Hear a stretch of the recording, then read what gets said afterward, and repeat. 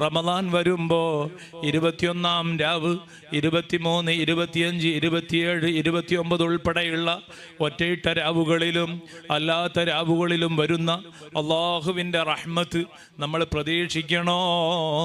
നമ്മൾ വിട്ടുവീഴ്ച ചെയ്യുക, നമ്മൾ ഖൽബ് ശുദ്ധീകരിക്കുക. റമദാൻ വരും മുമ്പ് അതിനെന്തു വേണം? നമ്മൾ എന്തൊക്കെയോ നിന്നെപ്പറ്റി പറഞ്ഞു പോയിട്ടുണ്ട്, അത് പൊരുത്തപ്പെടണം എന്ന് പറഞ്ഞാൽ പോരാ. ഇമാം ഗസാലി തങ്ങൾ പറയുന്നു, നമ്മുടെ അമ്മായിമ്മനോട് നമ്മൾ പറയണം, നിങ്ങളെപ്പറ്റി ഇന്നയാളോട് ഇന്ന വിഷയത്തിലെല്ലാം ഞാൻ പറഞ്ഞു പോയിട്ടുണ്ട്. ഇനി തിരിച്ചും അങ്ങനെ പറയണം. നമ്മളൊക്കെ നമ്മുടെ ബന്ധപ്പെട്ടവരോട് പിണങ്ങിയിട്ടുണ്ടെങ്കിൽ, അല്ലെങ്കിൽ പിണക്കത്തിലൊന്നല്ല, പൊതുവെ ചിരിച്ചു നടക്കും. പക്ഷേ കിട്ടിയ അവസരങ്ങളിലെല്ലാം മറ്റുള്ളവരോട് പറഞ്ഞു കൊടുക്കും, ഹറാമ് പറഞ്ഞു കൊടുക്കും, ഗീബത്ത് പറയും. എന്നാൽ നിങ്ങളെപ്പറ്റി എന്തൊക്കെയോ ഞാൻ പറഞ്ഞു പോയിട്ടുണ്ട്. ശഅബാൻ 15-ാം രാവല്ലേ വരുന്നത്, ബറാഅത്ത് രാവല്ലേ, എനിക്ക് രക്ഷപ്പെടണം, റമദാൻ അല്ലേ വരുന്നത്, എനിക്ക് രക്ഷപ്പെടണം എന്ന് പറഞ്ഞാൽ പോരാ.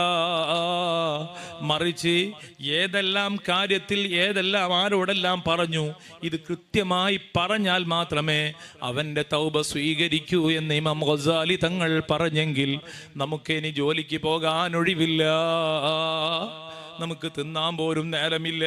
അതിന് മാത്രം നമ്മൾ പറഞ്ഞു പോയിട്ടുണ്ട്. അതുകൊണ്ട് അങ്ങനെ അത് ആരിഫീങ്ങൾ ചിന്തിച്ച ചിന്തയാണ്, നമ്മളും ചെയ്യേണ്ടത്. അങ്ങനെ തന്നെയാണെങ്കിലും ഇതൊക്കെ നമുക്ക് അസാധ്യമാണ്. ഇനിയെങ്കിലും ഞാനും നിങ്ങളും ചിന്തിക്കുക, എൻ്റെ നാവുകൊണ്ട് ഞാൻ ഒരാളെയും വേദനിപ്പിക്കില്ല, ഒരാളെയും വിഷമിപ്പിക്കില്ല എന്ന ചിന്ത ഉണ്ടാവുക.